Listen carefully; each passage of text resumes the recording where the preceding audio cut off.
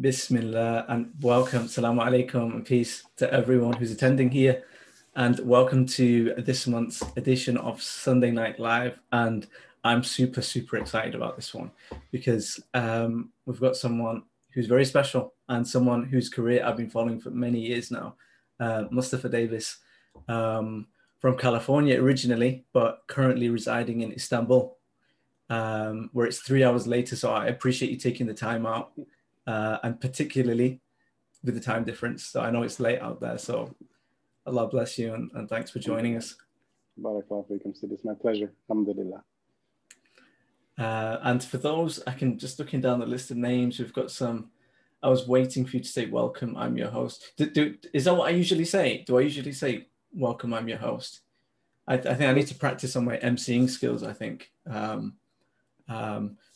Mustafa, you interview people, don't you, regularly for your job? So maybe you can give me some tips. Astaghfirullah. I think your intro was fine. Alhamdulillah. Actually, I'm not used to being on this side. I'm used to being the one asking the questions. So this is going to be it's going to be interesting for me. Do you know what I remember? So basically, I attended a workshop that you delivered in, I don't know when, maybe 2010 or 2011 possibly. So I did a photography course with you, and I did a one on filmmaking. And I remember you saying, it just came to me now, and you said that I never let people interview me because I know what people do with interviews. I didn't hold true to my policy. No, inshallah, it's safe. This is a safe space, inshallah. We're not gonna edit any of your clips or anything like that and cancel you. Alhamdulillah. I've tried to cancel myself several times. It hasn't worked yet. I'm really happy to have you here, and we spoke a few times before today, and so for those who aren't aware, Mustafa Davis is a photographer and a filmmaker, and has tons of experience in convert care in the States. And we screened one of your short films, Redneck Muslim, which I believe is in the running for an award, isn't it? And that's the story. So some of you who are attending here may have seen it, and I think all of the or most of your films are up on your website, if that's right. Yeah. So Istanbul. So what's a Californian kid doing in Istanbul? I ask myself that question quite often. Alhamdulillah. And I'm actually like a quintessential Californian kid. I skateboard, I snowboard, I surf. I was vegan for many years as well. But shortly after I converted to Islam in 1996, I left overseas. About 9 months after I converted, I left overseas to Mauritania. And I caught the travel bug. It just made sense for me to be in other places. I've lived, in these 24, 25 years I've been a Muslim, I've lived the majority of them overseas in Muslim majority countries. I go back and forth quite a bit every year to the States, but I live, for the most part, most of my life and most of my children's life have been overseas. Istanbul was really an opportunity that came up for us, for me, for work. One of the organizations that I was consulting with was coming to Istanbul for a 1-year program. And they asked me to just come with them and work out of an office from here. And I did, and we fell in love with it, and we ended up staying. And so this is home now for the foreseeable future. MashaAllah, fantastic. And what are you enjoying at the moment about Istanbul? What is it that makes it feel like home for you? Quite honestly, the call to prayer. It echoes throughout the city. This is a city of between 15 and 20 million people. There's mosques in just about every neighborhood. If any of you have visited Istanbul, you can attest to this. As far as the eye can see, you see minarets stretching up to the sky. And when I'm in the States, I don't hear that, and I think that's the thing I miss the most, more so than the culture of being in a Muslim majority country. I think is just that constant reminder 5 times a day on a daily basis is something that is really unforgettable. Just one of the things that you mentioned, that it touches on so after we had a screening on New Year's Eve, and I know some some of the guys here attended was of a documentary called Blessed Are the Strangers, and we had a little discussion afterwards, and there was a talk. So one of the participants was saying that for some people, actually going to a Muslim country and moving there or spending like a significant amount of time there is actually like really beneficial for a convert's Islam to become real. And is that something that you would recommend, or do you think it's something that's specific to the person to person? I think it probably depends on the person themselves. You know, I've known many people who converted to Islam in the United States that never left the United States, that are far better Muslims than myself, practice the religion at a much higher level of quality than I believe I do. I was someone who had a troubled upbringing as a youth. And so I think I was looking to escape anyways. I wanted to kind of flee. And there was a fear for me after conversion of kind of reverting back to my old self. And so I think a change of environment for me was something that I felt necessary. And so and again, that's just for me personally. You know, I believe that, you know, Allah is everywhere. And I don't believe it's necessary for people to leave, to go overseas to practice religion. Although when I converted in the mid 90s, that was kind of the sentiment. If you were serious about your religion, you traveled overseas to go and study. And so there was impetus there, you know, and a bit of a pressure there that if you were going to be serious, that you would do that. I think that's changed a bit now, especially since, you know, there's not many places in the Muslim majority world anymore that you can go safely. You know, I spent time in Mauritania. I spent time in Syria and Damascus. In fact, the neighborhood that I lived in Damascus no longer exists now because of the war. It's bombed out. I spent time in Yemen, which is a volatile situation right now. It's very difficult to go there and to live there. Sudan as well. In the late 90s and early 2000s, I think it was a bit different. You know, for us, it was somewhat of an adventure to go. You know, I converted and I got married shortly after. And my wife and I wanted to kind of go on adventures. I have benefited though, for sure, in terms of understanding the different nuances of the many different cultures that manifest within the kind of Islamic community. And living in these different communities has benefited me. But it wasn't always the case. You know, early on in my early conversion, again, because I was fleeing from trauma. I was fleeing from my upbringing and who I was. I put on the garb of many different cultures. At one point, I think, you know, I could probably do a timeline of photos of myself as different characters and caricatures within the Muslim community. There's Mustafa Davis, the Pakistani. There's Mustafa Davis, the Syrian. Mustafa Davis, the Yemeni, the Mauritanian, the Moroccan. And this was just kind of putting on the outward garb and such. And that was just me trying to find myself. But what I've benefited in being able to travel to so many different places was understanding that, you know, after a kind of an extended time being overseas, is that I'm an American, you know, and it took me a long time to settle in with that. And it took me a lot of time to say that with a bit of pride.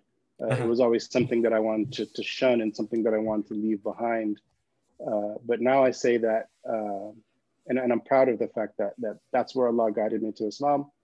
You know, that's where my parents migrated to. My mother's a first generation German in the United States, and my father's Black American, and we've traced our lineage back to the transatlantic slave trade. And so, you know,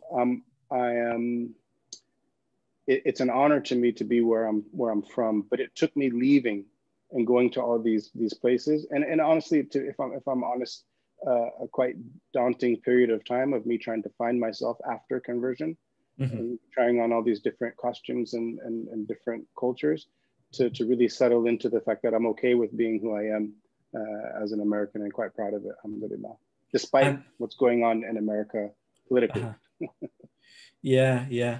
I mean, it's a common theme that we've heard, and you're not the first guest that's come on. It said that, and I'm sure people who've further along their journeys have also been through this kind of almost like split personality disorder, when particularly if they change their name and they're not sure who they are because they have their home name, as it were, their birth name, and then they have their Islamic name, and alongside that, the kind of the cultural and that almost like national identity as well. So, I mean, what was it for you that at what point did you realize that actually none of this is working for me? I just need to go back to who I am.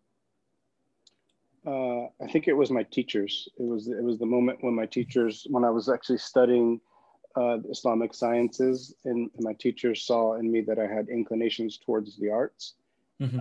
and they pushed me in that direction. I think it was at that point that I realized, okay, um, I don't have to shun who I am in order to be whole. Because to be quite honest, and forgive me if I'm going to be maybe a bit more candid than usual tonight. But I feel comfortable with you, and I feel comfortable with the people that I see in front of me. Um, it was a difficult transition for me. I've been a photographer since I picked up my first camera when I was 11 years old. Mm-hmm. I come from a family of artists. My father's a musician, my mother's a painter. And then after I converted to Islam, I kind of latched on to this ideology of everything is not permissible. You have to change everything. So I Uh-huh. broke all my cameras. I smashed all my CDs, and I left the art. And so there was a long period of time for me as I was after conversion, where I wholeheartedly believed in Islam, and I was never going to leave it, but I didn't feel whole. Mm-hmm. There was a part of me that was still missing, and it was that part that I thought I had to leave behind. And it wasn't until they said that you're going to go and and you should do art because that's what we see is in your heart, and so you should follow what's in your heart. And it was at that point that things started to come together. And this is a period of my time when I was living in Yemen, and if you didn't know me as a friend or as an individual, as a person, if you didn't know me personally, you might have assumed that I was actually Yemeni. I was speaking mostly Arabic. I dressed like a Yemeni. Even when I came back to the United States, I was only wearing turbans and long garbs, and shawls. And whether I was going to the grocery store or a job interview, whatever, that was my garb that I wore. And after they told me to go and pursue the arts, one of my teachers told me, he said, I was going to film school at that point. And he said, when you go to film school, and he looked me up and down, he goes, don't wear this. And I said, what do you mean? He said, don't wear our clothes when you're there. And and I was like, but these are the clothes of the Prophet Muhammad sallallahu. That's why I'm doing it. And he goes, yeah, okay, but they're not your clothes. You should dress like your people. And I said, why? He said, because you're going back to the United States, and if you wear these clothes, they will see Islam as something foreign. And as long as they see Islam as something foreign, they're not going to see that it's something that's for them. And there's no reason for that.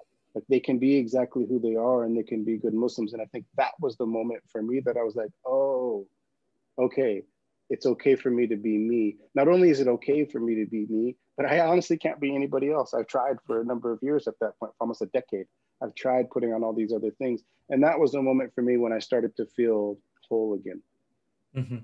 So do you think during that time that you were adopting these other identities, did you feel that you were seeking validation, or in terms of, did you just want to be American, or did you really feel like I am this Yemeni, or I am this Syrian, or I am this wherever else it is that you spent time? Did this only surface after the words of your teacher? It's these type of questions why I don't let people interview me.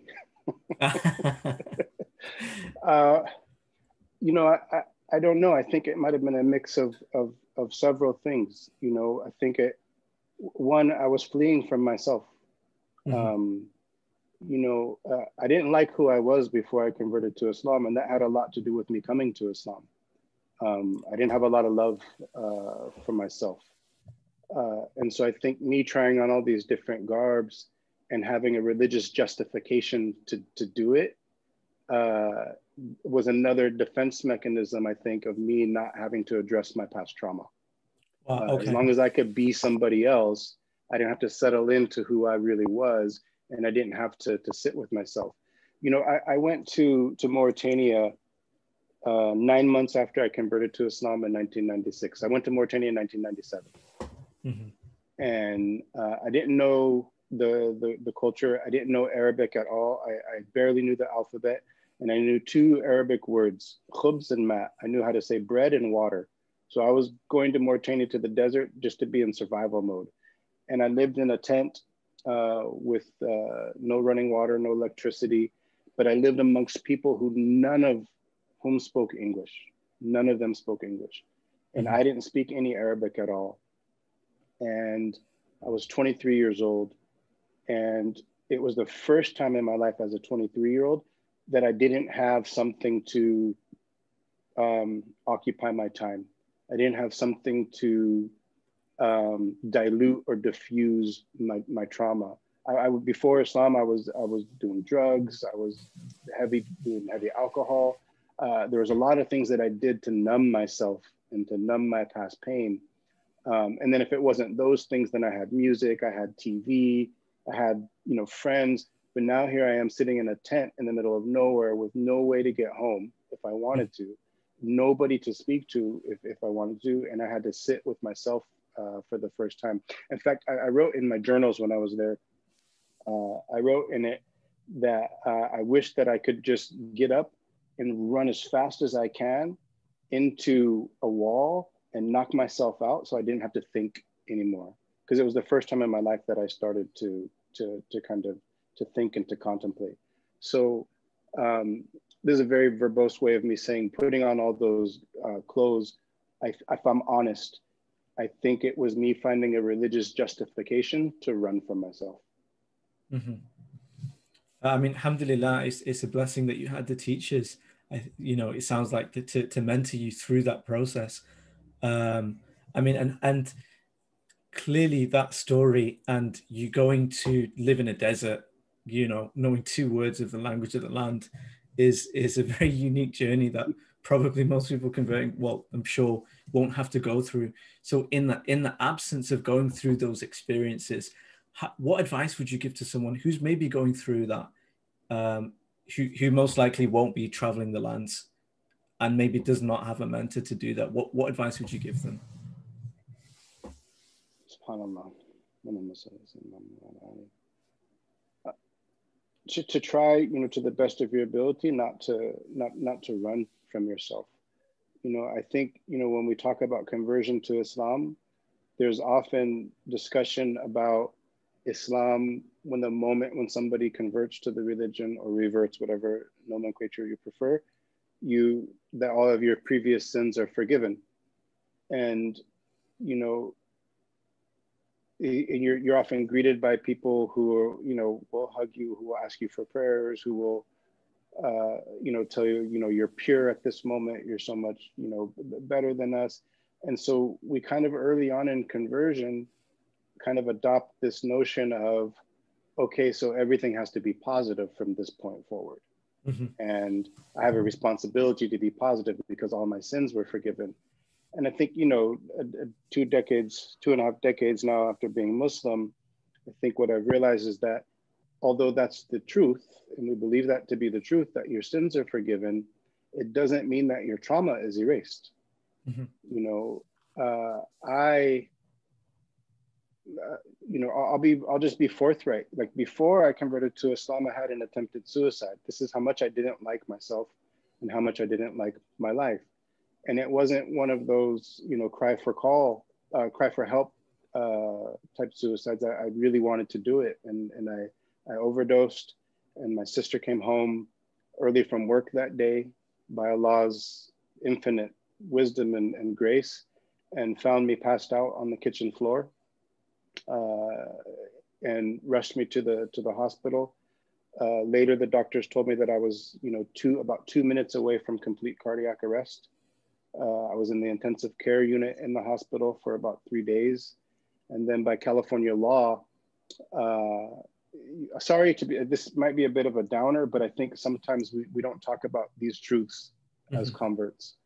And I think it's important that we do, because we all go through struggles. And I think it's important for us to know that we can get past these struggles, and that it's okay. And it's okay that you have trauma, and it's okay that you have things that you still have to work out post conversion. That's normal, and it doesn't make you any worse. And you don't have to be some beacon of light for heritage Muslims or for everybody else to uplift them with your inspirational story. You can be yourself and go through this trauma. And so by California law, I had to go to a mental hospital, to a mental institution, and had to spend 3 months there in the mental institution.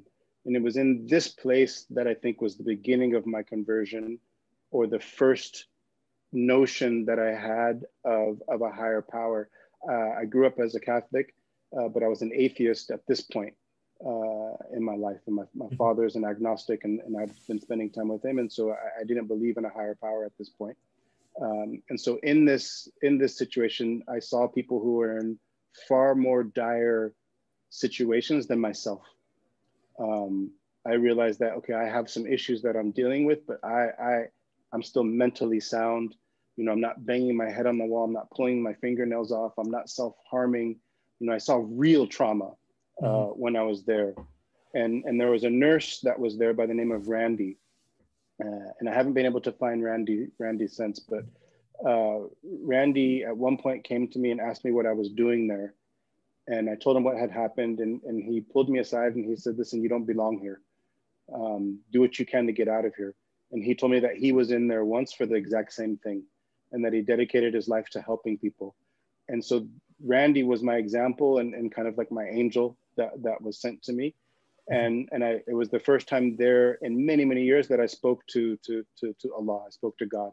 And I said, if you can get me out of here, you can help me fix this situation, I'll try and do good. I'll try and do good with my life. And so I mentioned that story not to self-loathe, but I mentioned it because I know many converts are going through struggles. And not even Muslims, everybody's going through struggles. And a lot of times we try to hide those struggles as Muslims because we think that we're not allowed to have them, that our conversion to Islam was supposed to cure them, but it doesn't. But the answers are there within Islam for you, for sure.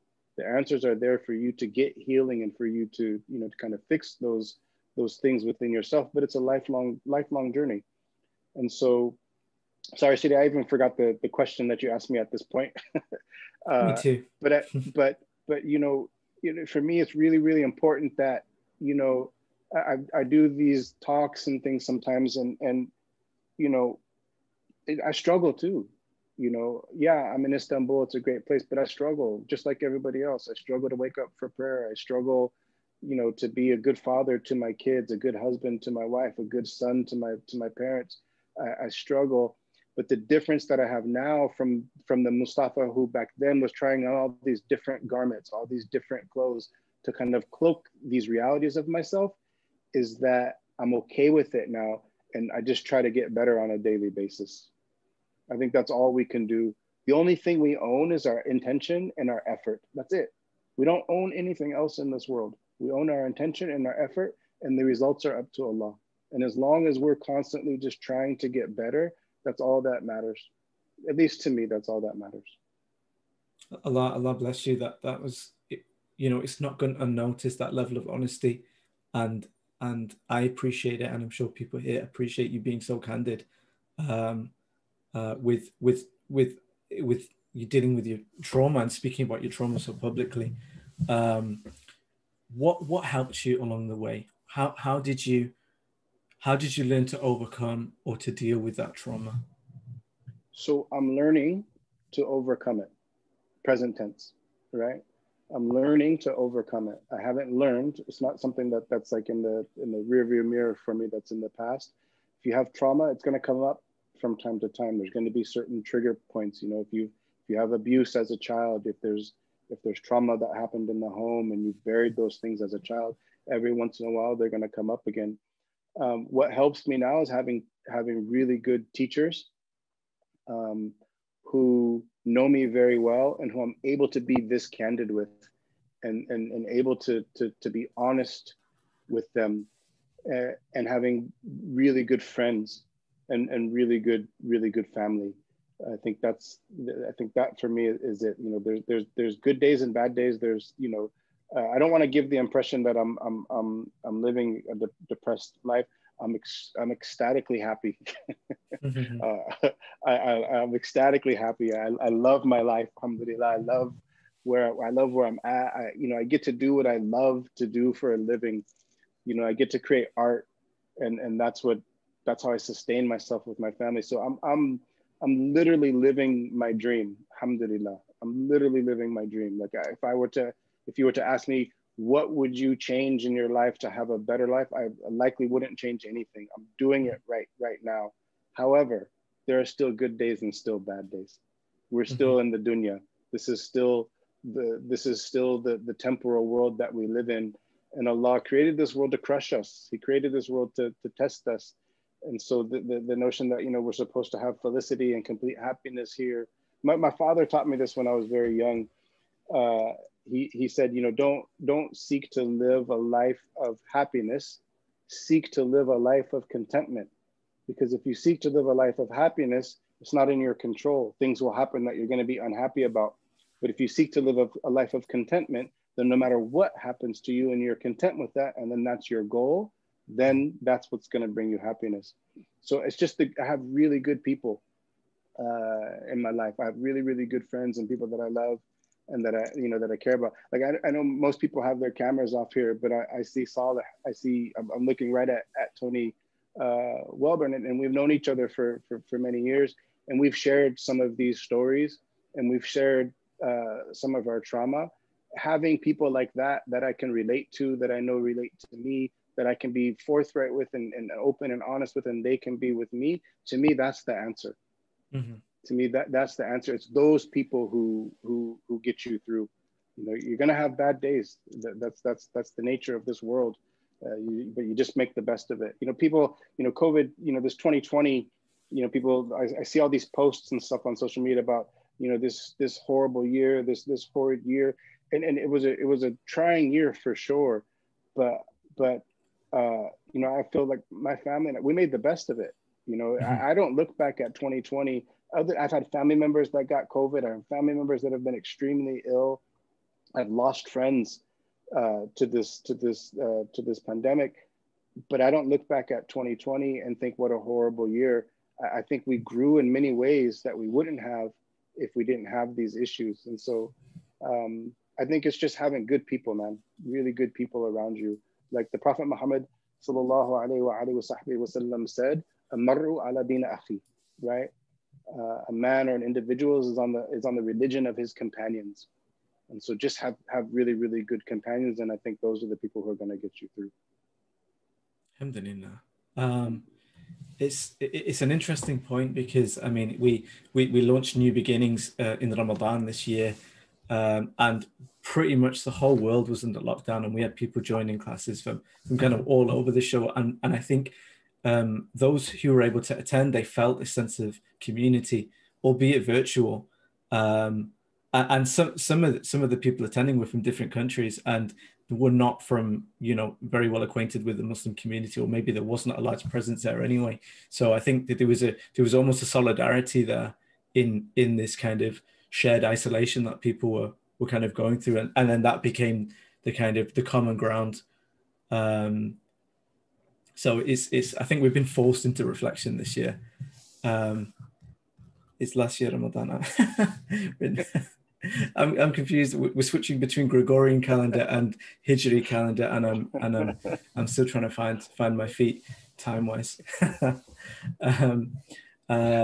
Something that you mentioned, Sidi, you mentioned about that at one point in your Islam you were told where you weren't creating art, and you were given that advice or that pressure from a religious standpoint, almost to say that what you were doing was un-Islamic. Am I right? Is that what happened? Yeah, I think most converts know that. Like when you convert, everything's haram. I had to stop everything, you know. And you know that you'll find, especially when when people convert to Islam, if you're if you're converting from something to something, and you're leaving something behind. We all have pasts, and I had drugs, I had alcohol, I had gang violence, I had stuff that I was fleeing from. There were points in my early life that I had, my life was in danger. I had hits put out on me. I was leaving a completely different world. And so when you're in that case, and we have this. So the converts sometimes have a utopianism that I think that we apply to Islam when we convert. We're reading books about the life of the Prophet Muhammad SAW and the companions of the Prophet, and we're reading Quran, and then we think, okay, wow, mashallah, now I found this religion where everything is perfect. I've essentially entered a Jannah, a paradise here on earth now. And and we do quirky things. I was walking around my city, every time I saw anybody who looked ostensibly Muslim, families and with women in hijab, and the guy with the topi or a hat or something, and I was just like, "Assalamu alaikum, brothers, sisters," and and people are looking like, "Who's this weird guy?" But I was like, I found this new family, and we're gonna live this utopian life together. And it's not too long after that you realize, like, okay, Islam is just like any other creed. There's good and there's bad, manifested through the people or through the adherents of it. Everyone's on a path, some better than others, some at different stages in their progress. But those that I converted with around me followed an ideology that was maybe a bit more strict, and so I was told that I had to leave art. I was told that photography wasn't permissible. I was told that filmmaking wasn't permissible. Music wasn't permissible. And so again, I'm trying to flee from something to something new, and I'm trying my best to be sincere in that. And so I just followed that. I did that, and it wasn't difficult to do so. I really, I was like, okay, if this is it, then that's fine. I accepted that. But it wasn't until many years later that I realized that, okay, there's nuances, within the opinions within the creed of Islam, and that there's differences of opinion. So it was later that I found that that it was okay, but it was definitely taught to me when I first converted. And when you did realize that actually the issue is a lot more nuanced and a lot more complicated than it's being made out to me, and there is room to maneuver here. How did you feel? I felt great. I think some people made it sound like, oh, I was angry because I wasted that many years. But again, I said, we need mentors, and we need guides, and we need teachers, and we need friends. And I went to one of my teachers and I said to him, I said, well, I could have progressed so much further. I kind of wasted these years now when I put the art behind me, when I could have been progressing in it. And he said, no, don't look at it that way. You had to leave it because it held a different place in your heart. And now you can come back to it with a different intention. Wow. And so I wasn't upset. Alhamdulillah. I was, qadar Allah ma sha fa'al. Everything happens for a reason. I believe it was something that was important for me, something that I needed. And I don't think I lost anything. I think it was only gain for me, because when I did, take the art back up, I took it with a vigor. I felt that I was a bit behind, and so I took it very serious. And I also, I think it's important that I wasn't just told, hey, that was all wrong, what you were told, just go do art and have fun. That's not what I was told. I was told that this is going to be your path to Allah, is through this art. And so for me at that point, then if this is my path to Allah, then there can't be compromises in it as well. Like, I think there's this kind of notion for artists, especially for religious artists, that it's either, you do professional art and, you have artistic or creative license when it comes to Islamic law or creed, because the art overrides it. Mm-hmm. I don't necessarily adhere to that myself. I don't believe in that, nor do Uh-huh. I believe that the whatever boxes that people say, like the confines of creed, uh, are upon you as an artist, that limits your art. I don't believe that at all. I think that you have to be even more creative. You Mm-hmm. have to you have to find even, you know, we have examples of great artists like, you know, Yusuf Islam and, you know, Peter Sanders, who's there with you guys in the UK, Uh-huh. like that don't compromise, and they do what we call spiritual art. So I Mm-hmm. wasn't upset. I wasn't upset at all about the time lost, you know. Mm-hmm. But again, because I had my mentor there, right there, to tell me that it was something that it was important for me, that time off, and something that I needed. Uh-huh. And I'm sure this is like an issue that um, resonated a lot with you, because I know one of the films that you made, Wayward Son, about Jordan Richter, the famous skateboarder. Yeah. Can you tell us a little bit about his story? Yeah, so Jordan's a great guy, you know, and Jordan had a lot of trauma, you know, in his early life. And if you're able to see the film, I don't know if it's still online, but if people are able to see it, he talks about this very thing for him, because he was a professional skateboarder, and those of us who were in California, we knew of him. Yeah, and then he disappeared at one point from the skateboarding community. He was a professional skateboarder, and we followed him. He disappeared at one point, and then one day I was in Fremont, California, and I was walking the streets, and then I saw him, Mm-hmm. and I was like, well, that looks like Jordan Richter. Only he has like a long beard now, and he's wearing a thobe, and you know, he had a kufi on his head, looked like a Muslim, and you know, so I introduced myself, and we talked, and I found out that he had converted to Islam, and that's why he left skateboarding community, and he Uh-huh. left because he was told skateboarding was impermissible, and that photography and doing video was impermissible, and you can't make it as a professional skateboarder if you're not going to engage with media. Uh-huh. And so he also left it. He had a bit of a different reaction, you know, because he, you know, if he, I don't know if anybody follows skateboarding, but like his peers, his close friends were like Tony Hawk, like the multi millionaires now, Danny Way, people who are literally multi-millionaires. These were his peers, and he was just as good, if not better, Wow. than them. And so he left skateboarding, and then he struggled a lot financially, trying to make ends, you know, trying to make his living. And so, you know, when we actually filmed him with him, it was the first time he had been on a skateboard in 15 years. Oh, wow. And that was through the advice of Imam Zaid Shaker, who told him, like, you know, you should skateboard. You know, this, it's not impermissible to skateboard. Like, whoever told you that's, it's crazy. Like Mm-hmm. you're standing on a piece of wood and kicking your foot down the street. How is that impermissible? How is that taking away from your religion, from literally standing on a wooden plank and riding down Yeah. the street? Mm-hmm. So he, you know, through the course of the film, you know, and he spoke about his trauma, which was very brave, because this was at a time when like these type of conversations weren't being had yet. Uh-huh. People weren't being this candid about past trauma as converts, and he was kind of one of the pioneers of this, and the first to do it. And you know, I commend him. It was very brave to do what he did, and he's doing great now, mashallah. He's got a skateboard academy. He's, you know, he went on the Oprah network and did his Hajj, you know, through the Oprah Winfrey network.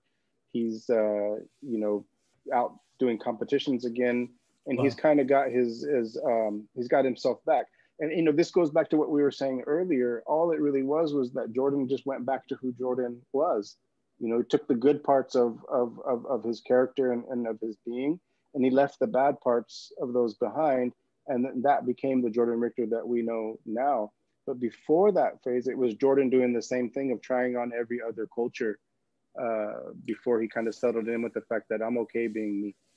Uh-huh. Now, there's an important point that I want to make here, because you know, I've done a lot of work in the Muslim community with converts, and you know, with the advent of third space and these spaces. What I'm saying when I say that he was comfortable with who he was, and that I went back to who I was and I became comfortable, that doesn't alleviate the need for struggle and for striving. That's Uh-huh. not what I mean.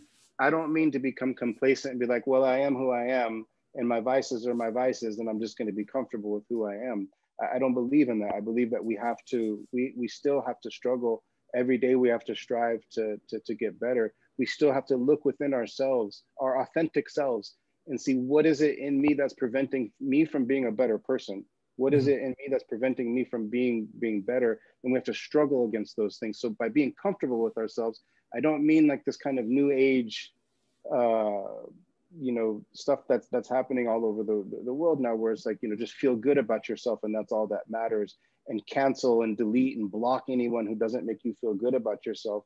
I believe it was Sayyidina Umar bin al-Khattab radiallahu ta'ala anhu said, the person who shows me my faults is my friend, right? And so we finding out what our vices are, where our inequities lie, and striving in those to get better is, I think, the path. That's the path of Islam. That's what Islam is supposed to do for you. Otherwise, how do we become better individuals? If we just settle into who we are, and we don't strive, and we're the same people 10 years from now that we are today, then we wasted those 10 years. So I just want to make that point, that when I say being comfortable with yourself, it means meeting yourself where you really are, not pretending to be better than we are, and not settling in and assuming that we're worse than we actually are, but actually meeting yourself where you really are. And then from that point, putting yourself on a path that you can handle yourself at your own pace to try to get better. You are your own benchmark, not anybody else. You're not judging yourself based on, I don't judge myself based on what Tony's doing on a daily basis.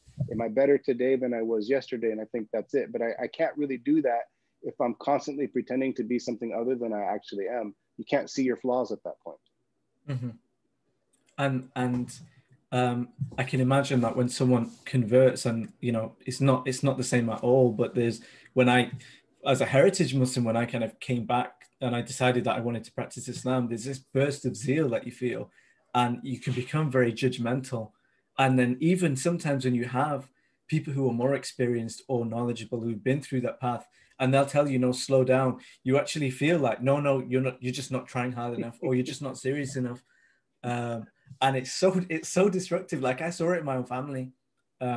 Like, people become religious, and then they actually become really unpleasant to be around. And it's like, what happened there? I would not hang out with like the first 3 years of Muslim Mustafa. I would not hang out with that guy. That guy was such a downer. Like, what, that guy was just, I told my father, I'd been Muslim maybe 3 weeks at this point. And this is important because I did something that damaged my relationship with my father that I don't know if I've even been able to repair to this day.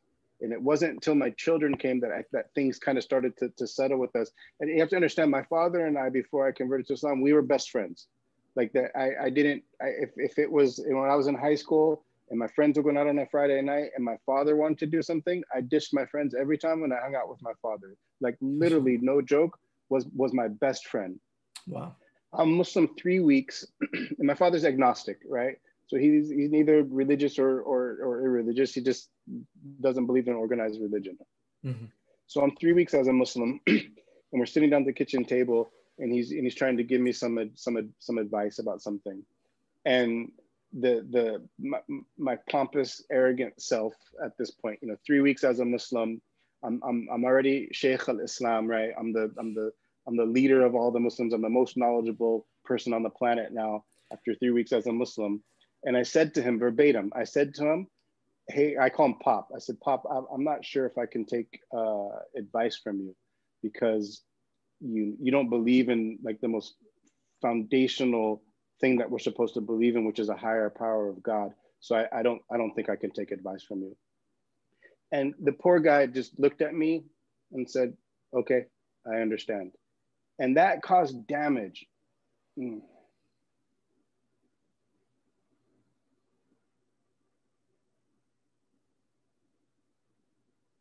That caused irreparable harm. I'm everything I am because of my father. Everything I know because of my father. And in my arrogance, as a holier than thou new Muslim, told him that I can't take advice from you because you don't believe in the simplest thing, which is belief in God, which I myself didn't believe in 3 weeks previous. So it's completely asinine to do that. And we do this a lot. Like anybody who's converted to Islam has been Muslim for a while here. Every one of you know that you can attest to this. We've all done it. And I believe it was a mistake. I wish that I had, the first thing that they taught me when I converted to Islam was the importance of humility, and the importance of adab, the importance of having good character. The Prophet Muhammad ﷺ said, "Innama bu'ithtu ila utammima mukharamat akhlaq." I was only sent to perfect noble character. I wish that was the first hadith that they taught us as Muslims, rather than the list of do's and don'ts, because you're arming with a bunch of outward knowledge of do's and don'ts. This is halal, this is haram, this is permissible, this isn't permissible, but we haven't rectified our characters yet. You know, we're forgiven our sins when we convert, but our personalities don't change overnight. So yeah, Imran, I did that. And it wasn't just to my father. There was friends of mine that were good friends of mine that just told me, like, yeah, we don't want to come around anymore because you're just preaching to us all the time about how bad we are. And I shouldn't have done that. And there wasn't, you know, look, I've been Muslim, you know, 2.5 decades now. Most of the things that I criticized people for in my early days, later on, I did those same things. I faltered the same way. So there was no benefit in me doing that. I wish that we didn't do that. I wish that we just went internal, tried to work on ourselves, get better, you know, to the best of our ability. Because again, like I hurt my father in a way that I don't know. Inshallah, I ask that Allah forgives me for that, and Allah puts solace in His heart for that. But that I can't. I'm a father now who has grown children. My oldest son's 22 years old. I can't imagine as a father being told by my son, "Yeah, I can't take advice from you anymore. You're dumb. You don't know anything." I can't imagine what that would do.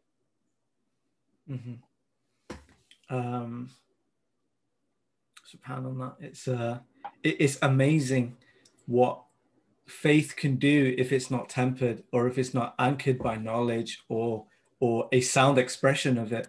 It can be something that's very ugly, and you know, unfortunately, we see that, and the hope is, inshallah, that we create these communities, and we create this awareness that these stories become less and less frequent, and that there are those checks and barriers in place to hopefully stop this kind of thing happening. But I'm always inspired when you talk about your relationship with your father. And I remember you mentioned one of the documentaries you made, Warm Heart of Africa in Malawi. Can you tell us a story about what it is and why you chose Malawi? Sure. Warm Heart of Africa is a story of orphans in Malawi. A lot of people don't know where it is. I didn't know where it was before I did the film. It's a landlocked country that borders Tanzania and Uganda. And it's a film about 3 orphans in Malawi that are basically just struggling to survive. Malawi has a population of 16 million people, 1 million of which are orphans due to the HIV/AIDS pandemic. And so I spent a lot of time there, and I've made a lot of good friends there. In fact, one of the main characters of the film, if people want to see it, the only place you can see it now is actually on my website. It's not, and the film never got released, and so it's nowhere else but my website right now. And the main character in the film, Gift, just messaged me last week and said that he's doing really well. I haven't had a lot of contact with him in a while. But how the film came about was I was having a conversation with my father, who is a very intelligent man, sees through pretension, he sees through most things that are fake. And one time he was prodding me, and he said, so Islam is the last religion to come to mankind, correct? And I'd say, yeah, Dad, it's the last religion to come to mankind. He says, okay. He said, and then there's no more prophets coming after the Prophet Muhammad. He said, no, there's no more prophets coming after the Prophet Muhammad. So Islam is supposed to be for everybody. And I said, yes, Dad, Islam is supposed to be for everybody. And he says, I will believe that when I see Muslims caring about people outside of their own circle of concern. And I didn't have a response. I didn't. I honestly didn't have a response. So the haphazard, random way this film came about is I went online after that conversation. I typed in poorest country in the world. Malawi popped up as the #1 poorest country in the world. And I did research, and it was a Christian country. And I saw that they had a lot of issues with orphans. And I literally just started emailing organizations there on the ground to see if I could come do a film and my intention was to do a film about Christian orphans to show my father that Muslims care about issues outside of the Muslim circle of concern. And I emailed about 9 or 10 different places and the Christian places. And when they all found out that I was a Muslim, that was weird for them. Why does a Muslim want to come do a film about Christian orphans? And so they all said no. And then the last one I tried was an organization called FOMO. It's actually a great woman named Mary Woodworth, and she lives there in the UK with you all.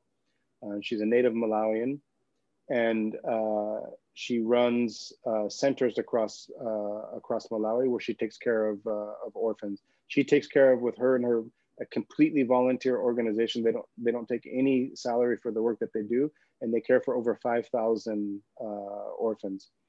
And so when I told her I was a Muslim, she said, "This is great. We have an imam that we bring in on Fridays to teach our Muslim orphans, because we believe that," and she's a devout Christian herself.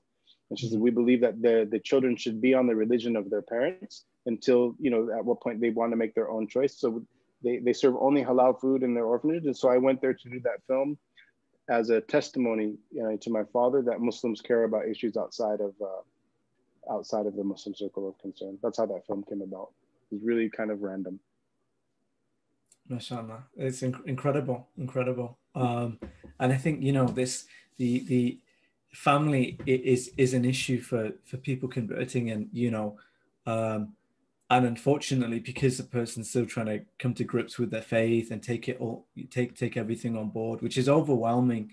If someone tries to take it on all at once, or doesn't have someone there to guide them through the different barriers and the obstacles that they encounter, is that family almost gets ignored.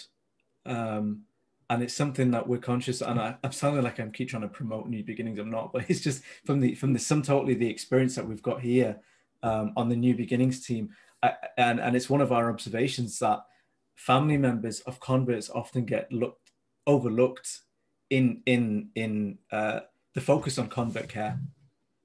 And I think as a result, my observation, and you have a lot more experience than I do, is that there's so much focus on the individual that there's kind of like a person maybe making these drastic changes in their lives, and there's and it's looking more and more foreign to the family members around, especially when some of these major changes, external usually, happen in such quick succession.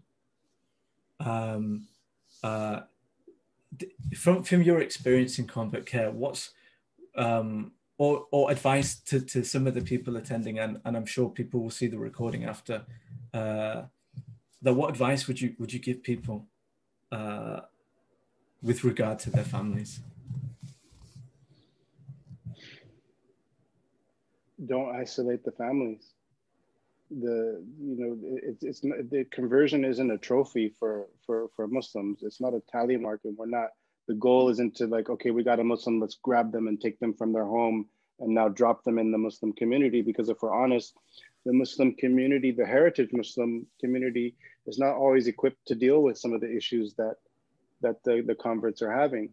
Look, I've been Muslim long enough to know that me being very candid about my attempted suicide, me being candid about my drug abuse, prior to Islam, is something that is probably going to be unique to converts. That we're not going to struggle to say these things, because for us there's a jahiliyyah that we had before we became Muslim, and we know that we're forgiven for that.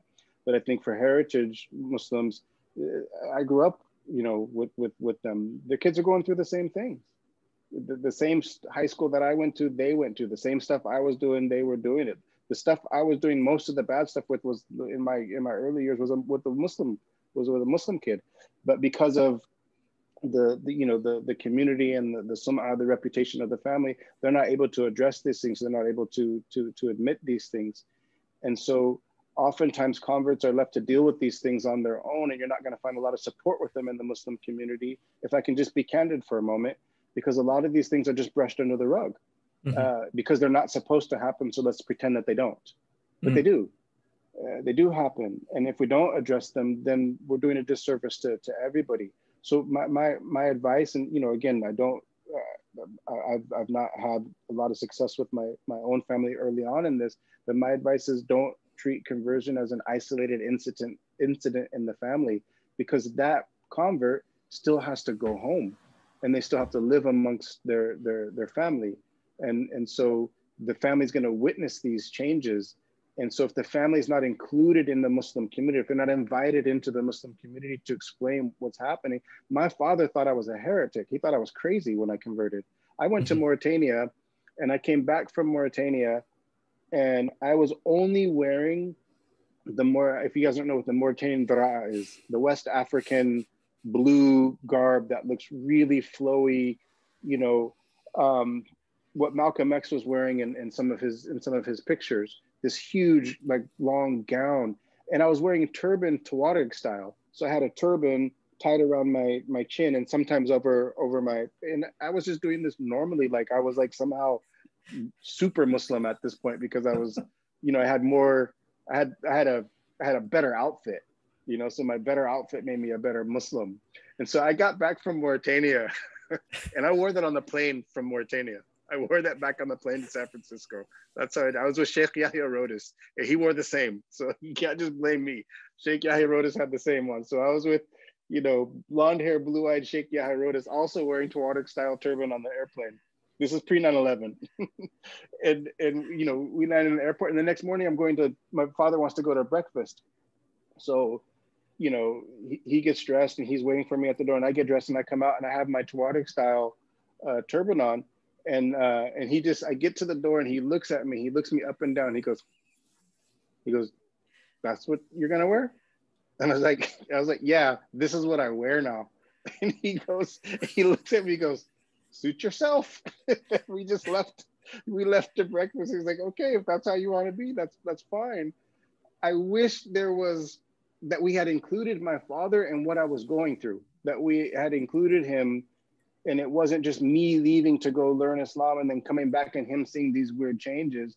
There's no reason that he couldn't have come to the classes with me to find out what I was learning. It would have helped so much. It would have helped him understand that, okay, I'm not learning weird things.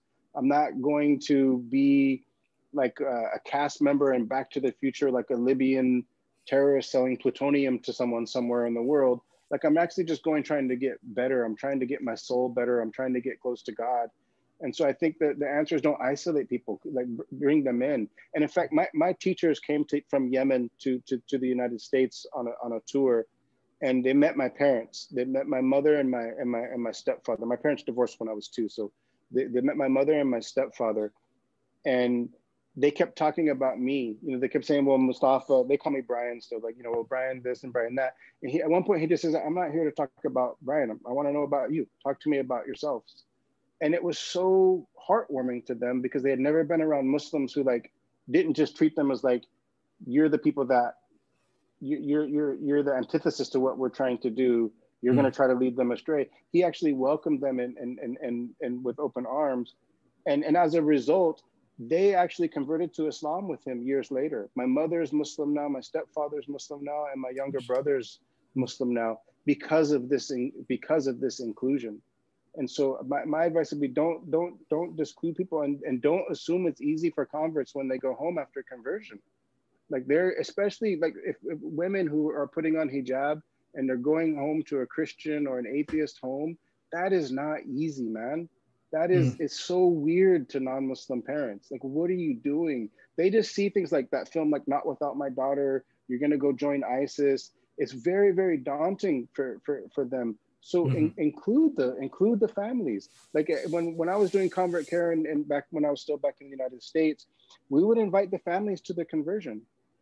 We would say, like, "Do you want to bring your mom, bring your father, bring your brother, bring your sister?" And we would welcome them, and we would sit together and We would talk to them about what they were going to be learning. And we would have them come even to the fiqh classes, like, so like, you know, you're going to see your son or your daughter, they're going to be putting their foot in the sink now.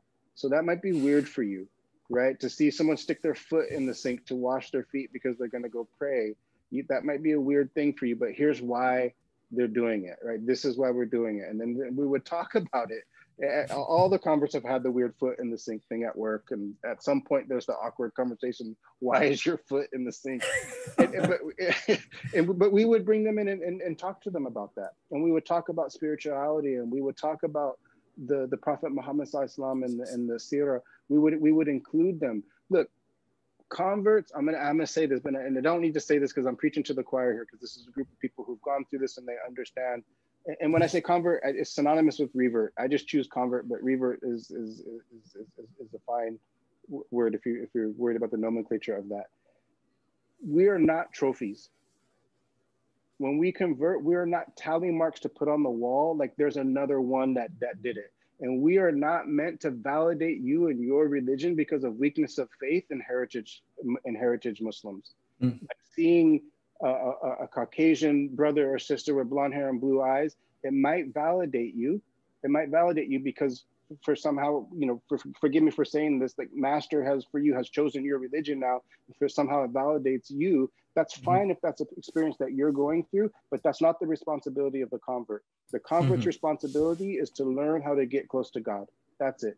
Learn how to get close to God. And when they convert to Islam and they're 16 years old, they're 20 years old, they're 30 years old, they're 40 years old, they're not babies. They have life experience. They're intelligent people. They're not people who need you to tell them and dictate to them every step of the way how they should live their life, what they should or shouldn't do. They just need someone to help them learn the creed so that they can worship Allah properly. That's it. Beyond that, I believe heritage Muslims have a lot to learn from converts, a lot to learn about what it means to be living in Western society, a lot to learn about what do you do when you are a Muslim and you have a mother and father that you love and adore, right? Your Islam doesn't erase that. What do you do at Christmas time? It's not as simple as you can't go do that. It's haram. You can't go, there's a Christmas tree. You can't do that. No, invite those people in.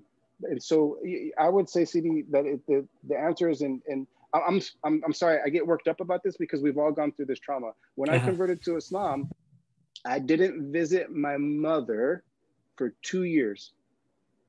2 years. I lived 2 hours away from her when I converted to Islam. I didn't visit her for 2 years. You know why? I was told I wasn't allowed to go to her house because she had alcohol in her cupboards. And so I couldn't go to her house. Now that's not someone inviting someone in, right? That's not, I later on talked to my teachers and they're like, what are you talking about? You're not drinking it, go visit your mother. It's your mother, what are you talking about, right? And so I would say include the families. Include the families in the conversion. Include the families in the entire process because the convert has no choice but to include them. If not, you're going to create this schizophrenic Islam where they're going to have to be one way at home and be another way outside of the home. And this is trauma that heritage Muslims know very well. You know this very well. You have to be Pakistani, Afghani, Syrian, Sudani in the home. But then when you're going out and you're in public school or you're university, Mo becomes Mike. Right, so you know this trauma. We can't recreate it again. Include the families in the conversion. Include the families in the learning process, and then I think at that point we can come together as a united community where it doesn't have to be this kind of either or. I have to live my Islamic life and then my life with my Muslim family. SubhanAllah, yeah. I mean, I'm just reading some of the comments that are coming through, and you know, it seems like, as you might expect, this is a very common thing for converts to have been told and to have struggled with. And I wanted to invite any questions at this point. So if people want to raise their hand, you can go ahead and unmute yourself, and you can ask a question to maybe something that Mustafa's spoken about, or whatever, any questions that you have. So please forgive me also if anything I said was at all offensive. I don't have the character of eloquence. I only know how to be candid, so forgive me. And I think we appreciate that, you know. And I think it's probably those filters that we've been putting on in the past has probably stopped. It's probably prolonged people's trauma, you know, by not having these conversations without trying to We sound too brush these cliche. things under the rug, and everyone's tripping now because the rug has become a mountain. We have to talk about these things. If people want to type their questions, they're welcome to do so. You don't have to say it on the mic if you don't want, but please feel free. Or any comments or any observations or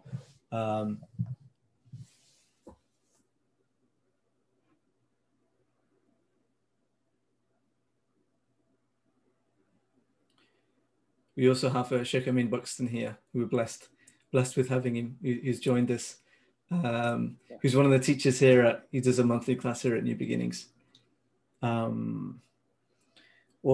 All you have said, Brother Mustafa, is almost 100% relatable here too, as with many of us. MashaAllah. Alhamdulillah. Assalamu alaikum, Amin. I haven't seen Amin in quite some time, alhamdulillah. Amin is my superior, one of my teachers.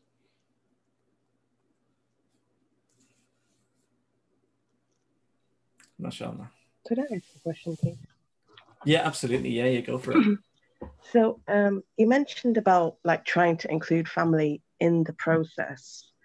But what about family that just don't want anything to do with that, and they actually don't want to see that side of your life? They just only want to know you for before you became Muslim, and they don't want to open that discussion even years afterwards, because that's something I experienced. I've been Muslim for about 15, 16 years. And still after all this time, I don't think once my parents want to know or even ask, like, why did you actually become Muslim? And they really shut that door. And although, alhamdulillah, like, you know, I wear hijab now and all that, and they kind of have got used to it, but still, like, just don't want to even want to know that side. And I think initially it was okay, but I find it more challenging now, even though, like, you know, the whole conversion and telling parents that was really difficult. But I don't know, I felt a lot stronger then. But it's these little things now where, you know, just not kind of considering that part, that just not considering you as a Muslim, that it's hard, because then it kind of, you feel like you are leading two lives in one way, because you got like your life when you go back home to your parents where you can't even, you know, show that side or even speak about it. And then you've got the side where you're living a very, you know, nice Muslim life in a Muslim community. Yeah, so that's kind of been my struggle, like bringing those lives together. And obviously, because when I'm at home, it's all within my heart and knowing, having the intentions, but at the same time, you know, I struggle because I kind of go into my childhood mode as well when I go back home. Yeah. It's very difficult. You know, I still have that with my father. We can't talk about religion.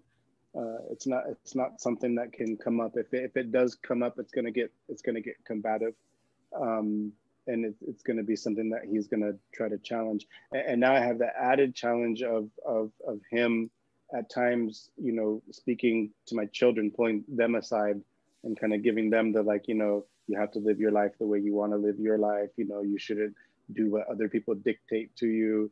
And so I have to contend with that as well. I don't really have an answer, to be honest. I guess I can only say what one of my teachers in Hadramaut told me when I explained to him that I'm having trouble with my father. He's just not accepting of not only Islam as a reality, but it's not something that he's happy with at all. For me, he said, you know, don't try to convince him ever, and make sure that you go at the extra mile always, and having good character with him, and in serving him, and in always, you know, taking the high road with him. Never get into arguments with him about it, but always just show him that you are a better son now than you ever could have been, and that hopefully that he will attribute this at some point to Islam. And he also said to please make sure that you make a lot of dua for him, that you're constantly praying for him. And this was my same teacher who told me once, he said, who in your life do you know that's become Muslim?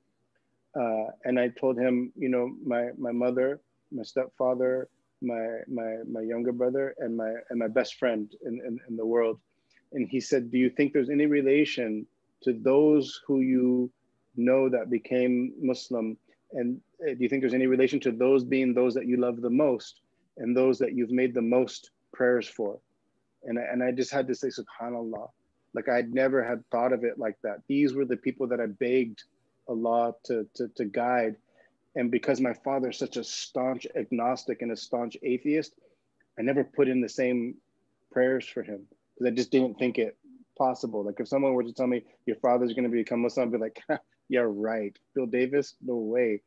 And so I would say I would add to that of just showing good character, serving them, and just constantly serving them, being the best that you can to them, but also praying for them and praying for their guidance. Because Allah can do anything. He can do anything. He can do anything. And we have to believe that. Ana fi dhanil abdi bi, right? I mean, I am in the opinion of my servant. And so we have a good opinion of Allah, inshallah. We do our best that we can. And it might not manifest. It might be the case, and it might be our test. This literally might just be our test in this world, that we're gonna have to deal with this with our parents. But then we remember that Prophet Lot as well had to deal with this, that Prophet Noah had to deal with this as well with his own son, not accepting the faith. And so just know that with this struggle, you're in good company. Jazakallah khair. Appreciate that. Another one of the questions someone asked, what are your thoughts on a new Muslim? What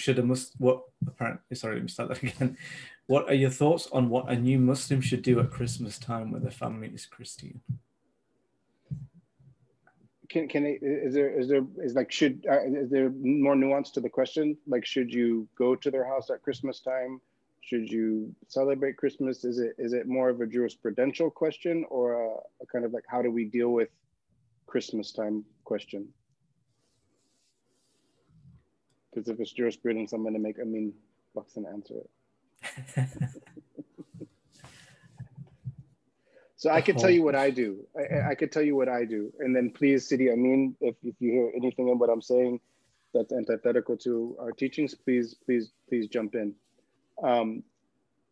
My family and I go visit my family during Christmas time. We didn't do it this year, and we didn't do it last year or the year before because we're here in Istanbul. But when we were living in California, we would go visit them at Christmas time. We wouldn't exchange gifts with them at Christmas, and we would explain to everyone that we don't do that. And but we wouldn't. In fact, there's a short piece I did that I think, Imran, I can send to you, and maybe you can send out to everyone. It's called Best Christmas. It's an interview that I did with my mother about a recent Christmas where the Mawlid, the birth of the Prophet Muhammad ﷺ, coincided with Christmas. And it's my mother talking about being the best Christmas that she had. And so, you know, we have myself and my wife and our children who are Muslim, my mother who is Muslim, and my stepfather, and my brother and his wife and his children who are Muslim. And then I have two sisters and their families who aren't. And as a tradition, our families would always get together on Thanksgiving and on Christmas. And we never stopped this as Muslims. We'll go and we'll be there with them. We don't make our intention to celebrate Christmas. They know that we're not there for that. We're not praying to baby Jesus. There's nothing weird like that. And then when we have food, they will themselves help and prepare halal food for us. So if they have stuff that's out, there's labels on the food. There's the halal food section and the non-halal food section. And my younger sisters, I mean, my family's really close, and so they're very jovial and joking with it. And so they'll write like halal food, and then the next to it they'll write hell food just as a joke, right? just for us Muslims, and they do it just to be funny. But I spend time with my family during those days. I asked one of my teachers before if I was allowed to. One of my teachers from Hadramaut, from Yemen, if we should or shouldn't go spend time with our family, and he said, go spend time with your family during those days and make your intention bir al waliday. Make your intention doing good to your parents or showing good to your parents. And so I can't comment on the jurisprudential, on the Sharia of that, but from my own teachers themselves have given me personal permission to do so with that intention. That's how we handle it. And that's how I handle most things with my family. Again, because so many of my family members have also become Muslim now, it's not really an issue for me. And I understand that that's a nuanced thing, and that not every convert has that same ability.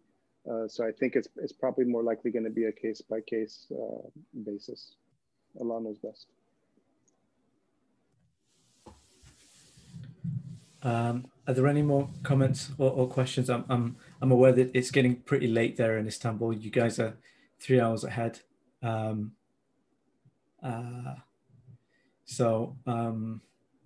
Actually, I've got. I'm fine, Sidi. I'm fine. Alhamdulillah. Yeah, when we spoke a couple of days ago, you mentioned a story which made me laugh, and I mean, the conversation has been quite heavy, and there's a lot of trauma that you've spoken about, and I appreciate, and I think people listening, appreciate the honesty and the humility that you shared. In terms of lightening it somewhat, can you mention the story when someone invited you to the house for suhoor during Ramadan? So this is the Ramadan, and this is the pre-dawn meal that we have. So please take it away. So I converted in Ramadan, alhamdulillah, which was very blessed for me, but also a bit daunting because I didn't know anything about Islam. I converted to Islam, and I really did.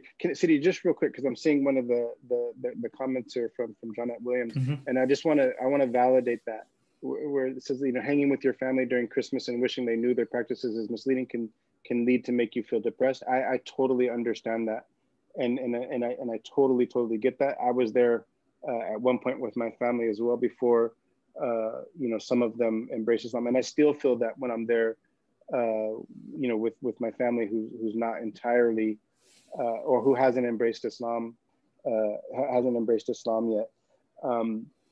So I just want to validate that, and I understand that's a thing. But I think again I would turn to kind of what one of my teachers said is just increasing in your prayers for them, and increasing your du'as for their guidance.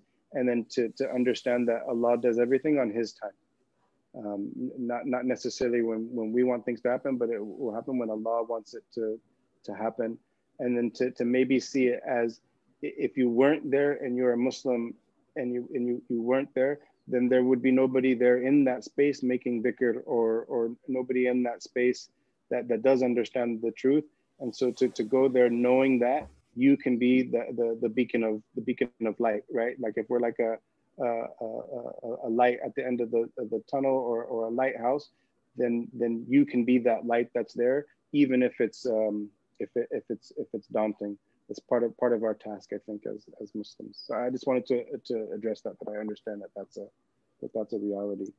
So I converted really quick to Islam, and I didn't know anything about Islam when I converted. I first heard about the Prophet Muhammad ﷺ on a Wednesday, and I was Muslim by Friday. I didn't know anything about the religion at all. I converted from atheism. I had a friend who I told him that I was kind of tired of my life and I wanted to get better. And the only way I knew to do that was that you go to church. And so I said, I'm going to go to church again. I hadn't been to church for years. I'm going to go to church and I'm going to find God and I'm going to get better, because that's what you do when you want to get better. And he asked me if I knew about Islam. And I think my response was, no, that's a religion for Black separatists and terrorists, and I'm not interested in that. And then he mentioned the Prophet Muhammad to me, and I had never heard of the Prophet Muhammad sallallahu alaihi wasallam before that. And I just kind of dismissed it. That night I went to a bookstore to buy a Bible. I walked past the Eastern philosophy section and I saw a book by Martin Links called Muhammad, His Life Based on the Earliest Sources. I picked the book up and I started to read through it. And those Arabic names were daunting for a young Californian kid. That was Abdul Muttalib, and I was trying to read it, and it just kind of solidified in me that this is not a religion for me, man. This is a foreign thing. I couldn't get through those Arabic names. This is going to be a hard read for me. Mm-hmm. But it kept making references to the Quran. You know, it kept making references to the Quran. Allah bless, Allah yarham Dr. Lings. And so when I put the book back next to it was a translation of the Quran. And this is a true story. This is a true story, no embellishment whatsoever. I picked up the Quran and I opened it up, and it just happened to be the first page of Surah Al-Maryam. And so I started to read it. I read the entire surah. I found myself in tears in the bookstore before I was finished reading it, because as a kind of ex-Christian, it answered every question that I had before that I couldn't find answered. And I had been kicked out of several Bible schools in the past for trying to force the priest to explain the Trinity to me. It was just something that I couldn't understand even as a child. And so I read Surah Al-Maryam. I bought the Quran. I went home and I read Surah Al-Maryam 2 more times. And I wouldn't read anything else because I believed Surah Al-Maryam, and I was afraid if I kept reading, I would read something that I didn't believe. And so I just kept reading Surah Al-Maryam, and that was it. I read it 2 more times that night. Went to school, university the next day, and I met a Senegalese man named Khadim. And Khadim was selling some trinkets and wallets and dolls and stuff that he had brought back with him from Senegal. And he at one point he looks at me, he says, "Are you a Muslim?" And I said, "No, first time anyone's ever asked me that, but no." And I told him, I bought a Quran last night though. And he was so happy. He gave me the most uncomfortable hug that I'd ever had from another man as an adult male. it was very, very tight. Gave me a very, very hug. He goes, "This is such great news. This is amazing. I'm a Muslim." And he explained to me that he was a Muslim. And then he explained to me, subhanAllah, look at this. He explained to me, he goes, "I'm a Muslim." He said, "And we pray 5 times a day." And he goes, "And right now is one of our prayer times, and we can't miss it. We can't miss any of our prayers." He goes, "So I have to go pray. Can you help me, brother?" And I was like, I guess, sure. And he said, "Can you watch my stuff? I'm going to go and pray and I'll come right back." And I said, "Okay." And he goes, "And if you wouldn't mind if someone comes, wallets cost this much, dolls cost this much, here's the cash box. If you could sell it for him, go." And so then I said, "Sure." And he left. Now remember, I wasn't Muslim yet. And so he's gone and I'm looking at the cash box. I wasn't Muslim. Remember, I wasn't Muslim. I'm disclaimer, obligatory disclaimer, yeah. So I look at that cash box and I'm thinking, he doesn't know who I am. I could take this. I could take it and then he would never know how to find me. And then subhanAllah, the moment I said that, the thought occurred to me, he knows that too. And he doesn't care. And then that was the moment that I said, I want what he has. I want to not care that much. I want to be that engrossed in my spiritual worship that I also don't care about this. So I waited for him. And I kid you not, he came back like a half an hour later. Like, I don't know what type of Dhuhr prayer he prayed. He must have read Baqarah and Imran in his prayer, but that was the longest Dhuhr prayer ever. But he came back and he was glowing. He was absolutely glowing. And he was so happy. And he was so grateful and so thankful for me for helping him. I missed classes. I missed 2 classes because I just wanted to sit there with him. And then another brother walks up, very interesting guy named Suhail, Pakistani guy with long hair. And he comes up and he's wearing a Metallica shirt, t-shirt, and they embrace each other. And then Suhail looks at me and he says, are you Muslim? And I was like, "No, but what the heck's going on with this?" Like, no. Like, the only time in life anyone has ever asked me if I was Muslim. It's like, what, this beautiful Senegalese man and this long-haired Metallica shirt wearing Pakistani guy. It's like, so the dichotomy was so strange. And they both asked me if I was Muslim, and I said no. And then Sohail says, "Have you ever been to a mosque?" And I said no. He said, "Do you want to go?" And I said, "Sure." And he said, okay, why don't you come with us tomorrow? Because it's Thursday at this point. He said, why don't you come tomorrow? Tomorrow's a day of congregation for us as Muslims. And I said, okay, great. And he said, so we exchanged numbers, and he said, I'll come pick you up. And so he came and picked me up in the afternoon. I went to his house. It was him and his elderly mother that was there. And then they had some food out on the table, and they said, we prepared some food for you. And I said, okay. So I sat down, and it was just me. Like, they weren't eating. I didn't know it was Ramadan. So I don't know anything. I've never heard of Ramadan. I don't know what it is. So I'm just there, and I think it's this weird, like, Pakistani ritual that I've never heard of, that you just serve the guest food by themselves, and you just don't eat. You just sit and watch them. So it's like, okay. And so I was just kind of like eating, like, reluctantly eating, and they're watching me. And then he says, before we go to the mosque, we have to be pure. And I said, okay, how does one do that? And he says, you have to take a shower. I said, okay. And so I took a shower in a stranger's home that I'd never met the day before, with him and his mother there. And I just randomly took a shower in their bathroom because I have to get pure to go to the mosque.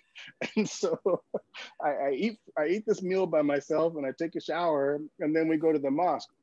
And then, subhanAllah, man, when we got to the mosque, he had called ahead to the mosque to let him know I was coming. And when I got to the mosque, there was maybe, and I kid you not, trust me, by Allah, there's no embellishment at all to this story. This is an absolute true story. There was maybe 30 to 40 men standing in a row at the door when I got to the mosque, all waiting there to greet me. And so I went down the line, and I shook all of their hands. And for me, it was absolutely everything I needed to see. It was Blacks, Asians, Caucasians, Arabs. It was everybody. It was like the United Colors of Benetton of Jummah prayers. And so I'm shaking everyone's hand, and then I walk in, and then they sit down with me in this huge circle, and they just start asking me about my life. Who are you? And I'm telling them who I am, and then they ask me about Islam, what I know about Islam, and I say, absolutely nothing. And so they start to tell me about the Prophet Muhammad Sallallahu Alaihi Wasallam, the angels, the books, the Day of Judgment, right? And so they're explaining all this to me. And then, they said, do you agree with all this stuff? And I said, yeah, that I don't have a problem with any of that.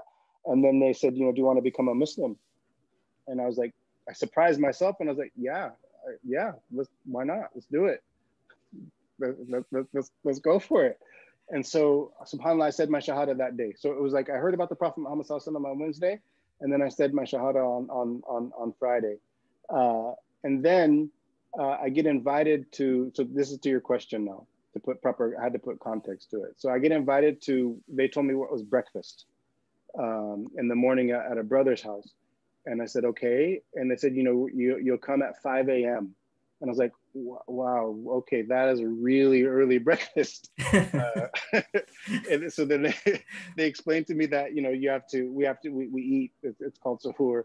We eat before we start our fast. So we eat breakfast before we start our fast. And I said, okay. They gave me the address, and I drove there in the morning, and I get there, and then it was I don't know anything about Islam. I only heard about the Prophet Muhammad Sallallahu Alaihi Wasallam on Wednesday, and now it's Saturday morning. I still don't know any rules or anything. I have no idea about the culture or anything. And so I get there, and there's like no furniture in the house at all. It's just empty, and there's a sheet on the floor. So I walk in, and I'm like, oh man, they're so poor. These poor people, they don't have any furniture. They don't even have a table. It's just a sheet on the floor with some plates and utensils and stuff. And then they have me sit down on the floor, and then they all kind of sit around, and they bring out these huge like plates that I didn't know they made plates that big before that. They bring out all these huge plates. There's like 3 or 4 of these huge plates, and then everyone just kind of sits in circles on the ground. And then someone says, and I'm looking at the food. I'm like, wait, that's chicken. And like, that's rice and lamb. Like, where's the pancakes and waffle? This is supposed to be breakfast. Why are they eating like dinner? This is so strange to me. Then they sit down, and then one guy says, Bismillah. And then the guy just takes a handful of rice and just starts going at it. I'm like, what? Poor guys don't have utensils. Like, this is the poorest family I've ever been to. This is so sad.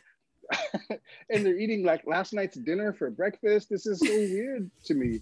I had never experienced anything like it whatsoever. Later on, obviously, I find out what suhoor is. I find out that it's sunnah to eat with your hands. I find out that it's sunnah to eat together from one plate. But that one experience for me, I was thinking like, subhanallah, this is going to be a long, strange, and crazy ride here. I was young. I was still like 23 years old. I think the next youngest person there was maybe in his 50s. And so it was like all these Pakistani uncles with like these huge gray beards and just speaking with heavy accents, and most of the time speaking Urdu. And I'm just kind of just sitting there like eating a little bit. And then, you know, subhanallah, true story, I didn't know that you could, I thought you fasted. I didn't know you could break your fast. And so my first 2 days, I fasted 2 days because no one told me you could break your fast. I thought I literally thought I was going to go 30 days with no food after I had that breakfast. They missed out an important detail, I think. Like, them Muslims are hardcore. So that was my first suhoor that I had as a Muslim. Alhamdulillah. What a blessed experience. Alhamdulillah. I would do it over again a million times. Alhamdulillah. But these are the things that converts need to be told about the cultural nuances of different Muslim cultures, so they don't get thrown off guard. Like I felt so bad for this family. I thought they were so poor because they had no furniture and like they were eating on the floor. I was so sad for them. I was like hesitant to eat because I was so sad. Alhamdulillah. So that was my first suhoor. A suhoor to remember for more than one reason, by the sound of it. Yeah. Yeah, I did eat. I ate. Alhamdulillah. It was actually really good. Alhamdulillah. MashaAllah. That's amazing. You know, Allah bless you. It's I'm conscious it's getting really late there. Alhamdulillah. MashaAllah. Allah bless you for attending and for sharing everything that you have. It's been incredible. And honestly, we don't usually go on this long, and the numbers always drop. And that's my indication that it's getting too late. The numbers have increased, and they've maintained, mashallah. So it's what you said is obviously resonated with a lot of people. And I just want to thank you again. You were very forthcoming in, you know, accepting the invitation, and sharing, you know, some really intimate details with essentially strangers. But I appreciate. I think this is what we have to fix, right? This is what we have to fix. You know, we can't continue to be strangers, and we can't get to know one another until we're honest with one another. We won't be able to get to know another truly until we're candid about what we feel, till we're candid about what we experience. We'll just continue to be another beard or another hijab in the masjid that we pass by. And that's not going to be how we create true brotherhood and how we create true sisterhood and how we create true community. These are hard times that we're living in. Everyone's going through major struggles. You know, if you knew, you know, what like, you know, my story now, right? And this is just the tip of the iceberg of my story. There's so much more to it. This is just what I conveyed in an hour and a half on a Zoom call. But if you knew this level of detail about everybody here in this chat room, then when you saw that person falter, you wouldn't fault them. You would make excuses for them. You would say like, oh, miskeen, I know that because this person's going through that. You know, like I know Tony's family right now is going through major crisis with COVID. In fact, if we could all of us on this call could make dua for his family, his grandmother as well, who's I think 101, you said, Sidi, is also has COVID, and he's got a brother-in-law who's actually in a coma right now from COVID. And so if we say that we're a community and we're really a community, that means we have to care about each other like we would as a family. Otherwise, we're not really going to be a community. We're just going to be faces on a screen or faces that we pass by in a mosque. And that won't happen until we get to know each other. So to get to know each other, we have to be honest with each other. But we can't be honest with each other until we're honest with ourselves first, right? We have to be honest with ourselves first, and then we can create community. And if we knew each other like at an intimate level, we would make excuses for a brother. The Prophet Muhammad ﷺ said, he said to make 70 excuses for your brother when you see them falter. We're so quick to judge now. We're so quick to write people off. We block, delete, we cancel. This isn't how we create community. We are all going to falter. There's nothing you can do about it. You are going to make mistakes. I am going to make mistakes. The Prophet Muhammad ﷺ told us that all of the children of Adam are prone to making mistakes. The best of them are those who make mistakes and call on Allah for forgiveness, right? We know that Allah has said that if his creation was perfect, he would destroy them and replace them with a creation that makes mistakes and calls on him for forgiveness. So we have to get over this holier than thou. Islam is for the righteous. No, Islam is for the wayward.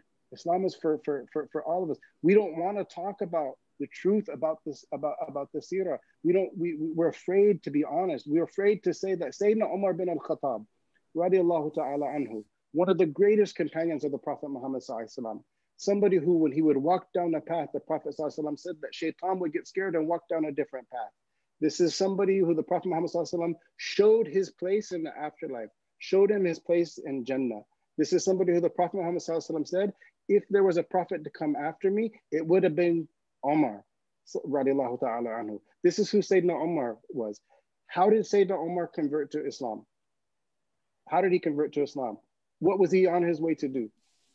He was on his way to take the life of the Prophet Muhammad sallallahu alaihi wasallam. That's what his intention was. That's why he showed up at the Prophet Muhammad sallallahu alaihi wasallam's door. What greater crime is there than that? If that person who was about to create that crime can become the best of the companions of the Prophet ﷺ, then we have to stop faulting each other and picking on each other for the mistakes that we make.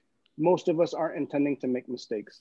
We're making mistakes because we just don't know the right way to do it. Or we know the right way and we haven't been given the capacity to do it. So we falter, and then we get up and then we falter. When your friend falls and they're laying on the floor, they don't need you to point to them and say, you fell. They know they fell. They need you to lift them up, hold them by the hand, dust them off and tell them it's gonna be okay. And then later on say like, hey man, you gotta watch where you're going. You're gonna fall, right? Your friend who has vices that he can't get over, he doesn't need to be told it's haram. She knows that it's haram. They know. They haven't been given the power by Allah yet to get themselves rid of this thing. But you don't know if every night before they go to sleep, they say, oh Allah, please take this vice from me. Please take this vice from me. And you don't know that Allah, if Allah has just decreed them to have that, but is going to raise them up as if they didn't have any sin in that thing because of their sincerity and asking. To be a community, we have to come together. We have to. And we can't come together until we know about each other. And so I would say that please make these sessions, not lectures. We're every convert, every heritage Muslim will tell you we're tired of being lectured at. We're tired. We don't need lectures. We need conversations. We need community. Sure, we need mentorship. All of us need mentorship. We can't make it without mentors. We can't make it without peers. Amarru ala dina akhi, right? A man is on the religion of his companions. We need good companions, but we have to be in this together. We really have to be on some Three Musketeers, all for one and one for all. And until we are, we're going to continue to be clashing and bashing heads as a community. We have to get to know each other. We have to accept each other. We have to hold each other to higher standards. We have to be the ones that are holding each other up. We have to be the ones that are lifting each other up. I don't see any other way forward for us. We've tried everything else. We've tried everything else. We've tried everything else. Now we need to try to come together as a community, as real brothers and sisters in Islam. And that for the convert, and every convert that's in here can tell you, that's what we were looking for when we came to Islam. That's what we thought we were getting. So we didn't find it. So we found that it was like other religions, and there was issues, and there was charlatan leaders, and there was all of that. Fine, let's create the community that we wanted to have. We can do that amongst ourselves. Allah can do it. Trust me, I know Allah can do it. I'm super, super hopeful. 2020 was hard, but it caused us all to go internal and to have to reflect on ourselves. And now I think, inshallah, 2021, we can come together as an ummah. Inshallah ta'ala, ya Rab. Ameen, ameen, ameen. I will take that as a dua, which I was going to ask you to do anyway, but Allah bless you for preempting that and making that beautiful prayer. Ameen. May Allah give us everything that you ask for and more, inshallah. Ameen for all of us, inshallah. Please, everyone make dua for each other, inshallah. Especially for our brother Tony, whose family is really, really suffering right now. Tony's somebody who's very beloved to me. And he's beloved to me for many reasons. And one of the main reasons that he's beloved to me is that I know a lot about Tony because we've had these conversations a lot. We have difficult conversations. We don't always agree. We don't have to agree. Islam is not monolithic. We can disagree. The Sahaba were sometimes at each other's throats, but they were true brothers in Islam. And I really believe that, inshallah, ya Allah, that we can all come together, bidnillahi ta'ala. Alhamdulillah, I love you all for the sake of Allah. I haven't met you all, but by Allah, I love you all for the sake of Allah. Please keep me and my family in your prayers. We're the most in need, inshallah. And keep each other in your prayers as well, inshallah ta'ala. Ameen, ameen, ameen. Inshallah, when things open up, we're going to get you here in the UK, and we're going to have a big New Beginnings get together, and we want you there as part of the family, inshallah. And we're going to eat food on a sheet on the floor from one plate.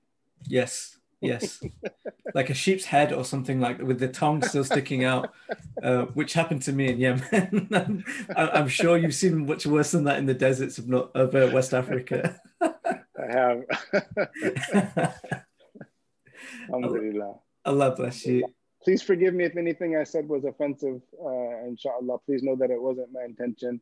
I'm a Bedouin from California and I have yet to learn adab, but inshallah, make dua for me that Allah grants that to me soon, inshallah ta'ala. Allah bless you for your humility. You've got more to offer than you like to admit. MashaAllah.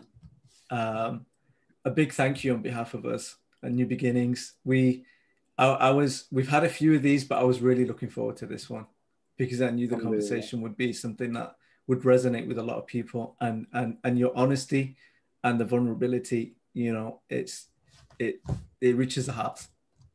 Allah bless you. I'm sure it wasn't easy. Allah accept from us all, inshallah. Have a good 2021, bidnillahi ta'ala, if we don't meet, inshallah. Keep us in your prayers, inshallah, Sidi. And you all, Allah bless you all. And inshallah, just very quickly before we leave, inshallah, next Friday, Sheikh Amin Buxton, who joined us but had to leave a little early, will be teaching his monthly class on the life of the Prophet, peace be upon him. Is he off of the chat? He's had to leave. He passed on his salams. Good, inshallah. Good. I'm gonna say something about him. I didn't want to say it while he was here. You all have in Sheikh Amin, mashallah, a very, very blessed individual. I had the honor of studying alongside of him when we were in Tarim and Hadramaut. He attained what we all attempted to get. And he's very, very beloved, a very, very gentle soul. And he's very, very learned. He's a scholar of the highest caliber, but he won't mention that to you, and he won't admit that if you try to press him on that. But please know that anything that you need to answer, especially when it comes to jurisprudence and things in Islam, and Amin Buxton, you have someone there that is really, really a gem. Like really, really hold on to him tightly. Inshallah, he's somebody who's very, very close to our teachers in Hadramaut, and someone who's very, very beloved to me as well, inshallah. He's a real gem for you in that community there. You're very fortunate to have him. Alhamdulillah. I'm shy that I was speaking without knowing that he was in the session.